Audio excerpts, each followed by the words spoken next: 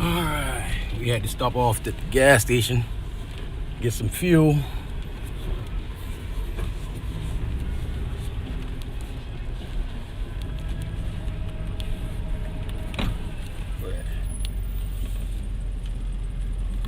But yeah, man, wanted to talk to you guys about mileage over money.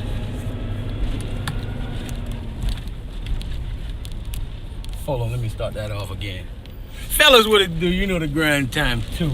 It's your boy Jay Bowman back to you with another one. Yeah. I like that. Gotta keep reminding myself. Put that in there. And if you guys are new to the channel, man, don't forget to like, subscribe, press the notification bell. That way you stay up to date, man. Versus money. Money versus miles. Guys, I've been receiving a numerous amount of customers coming into my lot, and they were basically questioning money versus miles. And how were they questioning? It would be like, oh, I got like $2,000 and I want something at least under 150,000 miles, and I want it to be clean, and I want it to be this, and I want it to be that. And I'm like, so do I. So do I. I want that too. Under $2,000, 150,000 miles. Like, I'd love to see that. So you think about it like this: if the dealer's not seeing that, what in the hell make you think you can see that with $2,000? You know, you gotta be real blind when it comes down to buying a vehicle for $2,000. Why do I say you have to be blind? Because, Doug, there's gonna be a lot wrong with that car. I don't care if there is no ifs, or there is a if and a but.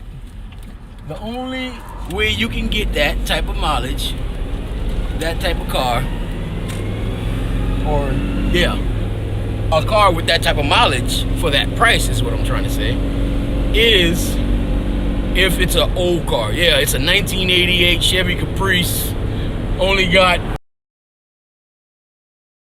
the miles.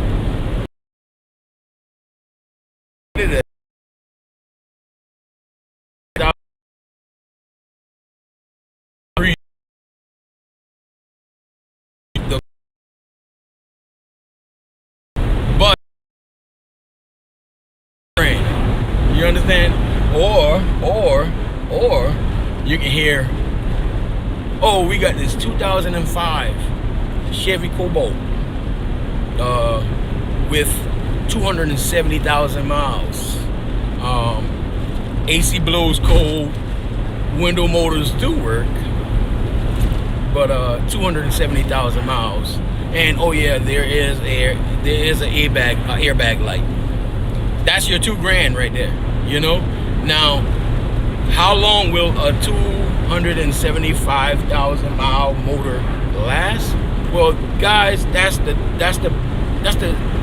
this is what I'm coming to expel now. This is what I'm coming to myth bust now. A motor with 275,000 miles can last real long. It can last another 275,000 miles with proper maintenance. If the car has been maintained and upkept, or it has been upkept, excuse me, properly, then mileage really don't play that much of a part, or a big part, in the condition or runability of the car. You know, it's when you see those cars that don't get serviced regularly that usually creates a problem when it comes to high mileage. So yeah, if you guys want something reliable, the first thing I would advise you to never do, never allow the total amount of money to discourage you from getting a good conditioned car. And what do I mean? Because there are some people who figure that since they only got $2,000, then that's all they can spend. Well, that's not true, because at buy here, pay here lots, you're able to get a car for $2,000 down, a good one, something that runs good. For instance, that thing in the back there, it's a 2006 Ford Freestar. That car right there would be an excellent $1,500 down and $75 a week. Total payout on this car right here, you'd be looking at about let's say about 25 to $3,000 altogether. I'm thinking, I hadn't put a price on it because we're just now wheeling it in from the auction, but I would think somewhere near 25 to $3,000, and you got yourself a car. Yeah, the $2,000 is not going to cover it all. However, you can put $2,000 down and only owe $1,000 in payments of $75 per week. I mean, if you're really serious about getting a good car, then I would actually look into deals as such, because that's where your money falls at. You know, that's where it is. Now, if you had something a little bit more, like for instance a 2013 120,000 miles, maybe. I think it was 115,000 miles. You know, now me personally, I should have took more than 15 down when I had mine, but I took 15, you know, as a down payment, and 75 per week, which the person who has it, she made her $1,500 down payment, and then she came right back in less than 4 days with another $1,100. You know, so yeah, 4 days before that, prior to the sale, she didn't have that $1,100 extra. But you think about it now, she has the $1,100 extra. So it's like you're not really putting yourself into a bind unless you know financially that you just can't, you don't make money, so you can't pay for it. I get that. But you just want to be careful when you ask for a $2,000 reliable car, because reliable cars are not gonna come just by you paying $2,000. That's kind of like underrated right now, or overrated, if you will. But me personally, I expect you guys to already know this, that when you buy something newer, it's gonna cost more, or something in better condition is gonna cost more. If you want something for $2,000, I can help you out with that, but will it run till the end of your lifetime? I don't think so. And I mean, to gamble your transportation, to gamble with your transportation, don't sound like a real kosher idea. I think you would want to make sure that your money is being well spent in something that's going to drive and ride good, something possibly with AC, you know, with a good transmission, things like that. You know, you want to make sure. So I would actually look towards investing my $2,000 into a car that I have to make payments on, knowing that I can rest assured that this car is going to be a good car, at least to start off with proper maintenance. This will be a good car for a little while. You know, that's where I would, you know, put my egg. That's the basket I'll put my eggs in.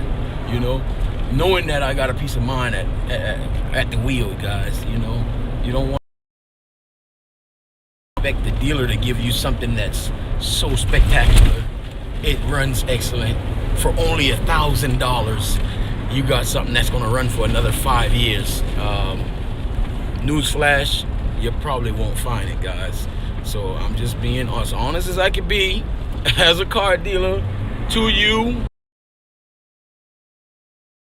who's having problems with people saying, hey man, I got 1,500, but I'm looking for 150,000 miles or less. You want a horse? I mean, I probably can get you a horse about 1,500. You know what I mean? I don't know if he gonna be the best. He got less miles than 150,000 miles. Back, I tell you that. Now you might not be able to tow nothing, or you know, you might not be able to. It's a one-seater, but $50, 150,000 miles or less. You got it. You understand? Not a car. One horse. Just one horse. Maybe a mule. Oh man, it just trips me out when they start, you know, listing qualifications and criterias on $1,500 or $2,000, you know. But yeah, I just wanted you guys to know, man, if you want something that's gonna run real good, bring out the money, or take your 2,000 and start with some buy here. You can, there's plenty buy here, so that way you don't have to worry about having to bring out more money. $2,000 down at a buy here, pay here, you're gonna get you a good vehicle. I hope, because some buy here, pay here's aren't as honest as they should be, so they would be for the cheapest of car, the cheapest of quality, and they don't give a shit, because once you leave that lot, if it breaks in half, you need to call 2 tow trucks. Do you understand? You sign that as his warranty. If it breaks down and you have a problem with the a car with a problem with the engine, that's it. There's no coming back. With these things for years, and we try to get it off of our. That's just, it's just that to any or use, you know, if you have, you can buy you a good car, you know, something of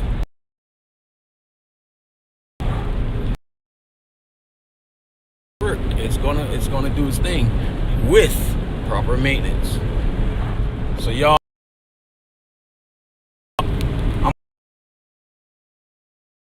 or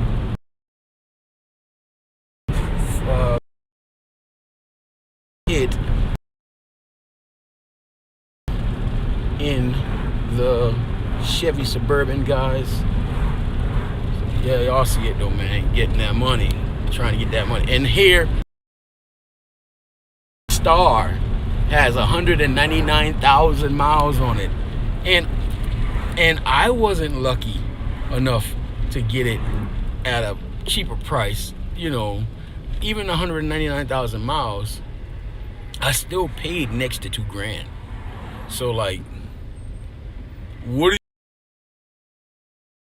it really even possible to be given? Think about it, guys. Think about it. Y'all stay tuned though, man.